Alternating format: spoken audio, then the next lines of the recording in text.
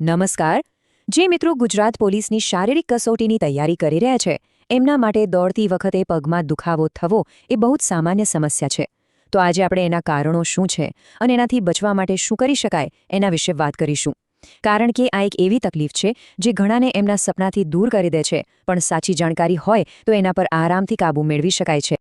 આ જે વાત છે ને એ સીધી એવા ઉમેદવારો માટે છે જેઓ રોજ આ દુખાવાનો સામનો કરી રહ્યા છે. આ એક બહુ જ સામાન્ય અને સાચું કહું તો ઘણીવાર નિરાશાજનક સ્થિતિ બની જાય છે. પણ આજે આપણે એના મૂળ સુધી જઈશું અને એનું સોલ્યુશન શોધીશું. એ વાત સાચી છે કે ઈજાના કારણે ઘણા મિત્રોએ ગ્રાઉન્ડ છોડી દેવું પડે છે, પણ અહીં એક સારી વાત એ છે કે જો થોડું ધ્યાન રાખવામાં આવે, યોગ્ય જ્ઞાન હોય તો આ પરિસ્થિતિને ચોક્કસપણે ટાળી શકાય છે. તો ચાલો આમાં થોડા ઊંડા ઉતરીએ. સૌથી પહેલાં એ સમજવું જરૂરી છે કે આ સમસ્યા ખરેખર છે શું જે આટલા બધા ઉમેદવારોને એમના સપનાથી દૂર કરી રહી છે. કેવું થાય છે ખબર છે? એક બાજુ ખાખી વર્દી પહેરવાનો જબરદસ્ત જુસ્સો હોય છે અને બીજી બાજુ શરીર જ સાથ નથી આપતું. આ જે સંઘર્ષ છે ને એ બહુ જ નિરાશાજનક હોઈ શકે છે, પણ હિંમત હારવાની બિલકુલ જરૂર નથી. કોઈ પણ સમસ્યાને જો હલ કરવી હોય તો એના મૂળ કારણે સમજવું બહુ જ જરૂરી છે. તો ચાલો હવે એ જોઈએ કે પગના દુખાવા પાછળના મુખ્ય કારણો કયા કયા હોઈ શકે છે. સૌથી પહેલી અને કદાચ સૌથી સામાન્ય ભૂલ, ખોટા ફૂટવેર. સાદા ચંપલ કે પછી ફ્લેટ સોલવાળા બૂટ પહેરીને દોડવાથી પગને કોઈ જ જાતનો સપોર્ટ નથી મળતો અને એના કારણે ઈજા થવાનો ભય સીધો જ વધી જાય છે. બીજી એક મોટી ભૂલ છે વોર્મઅપ ન કરવું. ઘણા લોકો સીધા જ ગ્રાઉન્ડ પર જાય અને દોડવાનું શરૂ કરી દે.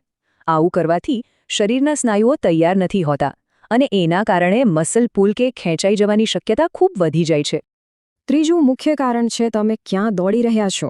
ડામરના રોડ જેવી જે કડક સપાટી હોય છે એના પર સતત દોડવાથી પગના હાડકાં અને સાંધા પર બહુ જ દબાણ આવે છે. લાંબા ગાળે આ જ દબાણ સૂજાનું કારણ બને છે. અને ચોથી ભૂલ જે ઘણા ઉત્સાહી લોકો કરે છે એ જે પોતાની ક્ષમતા કરતાં વધારે પડતી ટ્રેનિંગ કરવી. યાદ રાખો, શરીરને એની મર્યાદાથી વધુ ધકેલવાથી ફાયદાને બદલે નુકસાન જ થાય છે અને ઈજાઓ થવાની શક્યતા વધી જાય છે. સારું, તો કારણો તો આપણે જાણી લીધા. હવે આગળ વધીએ અને જોઈએ કે જો દુખાવો શરૂ થઈ જ જાય તો તાત્કાલિક રાહત માટે ઘરે બેઠા શું કરી શકાય. અહીં એક બહુ જ અસરકારક અને યાદ રાખવામાં એકદમ સહેલી ફોર્મ્યુલા છે, RICA.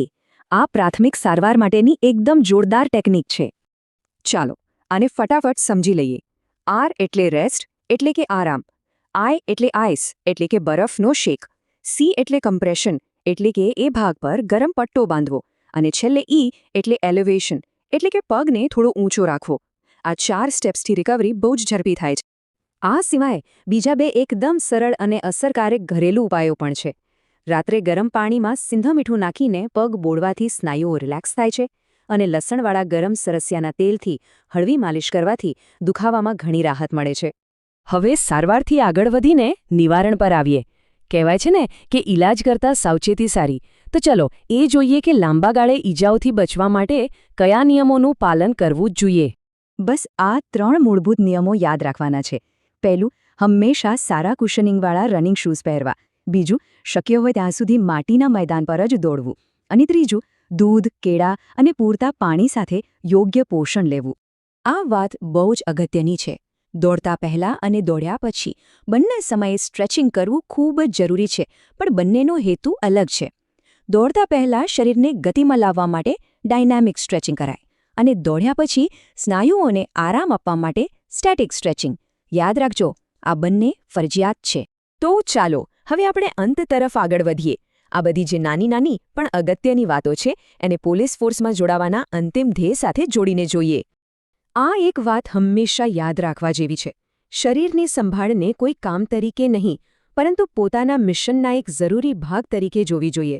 કારણ કે સ્વસ્થ શરીર વગર કોઈ પણ સ્વપ્ન અધૂરું રહી શકે છે. અને અહીં સૌથી નિર્ણાયક અને અગત્યની સલાહ, જો ઘરેલું ઉપચારોથી ફરક ન પડે અને દુખાવો 1 અઠવાડિયા કરતાં વધુ સમય સુધી રહે તો પછી ડૉક્ટરની સલાહ લેવી ખૂબ જ જરૂરી છે. આમાં જરા પણ સંકોચ ન કરવો. અને અંતે એક સવાલ જે દરેક ઉમેદવારે પોતાની જાતને પૂછવા જેવો છે: શું શરીરને પણ એટલું જ મહત્ત્વ આપવામાં આવે છે જેટલું પોતાના સ્વપ્નને? આનો જવાબ તમારી સફળતા નક્કી કરી શકે છે.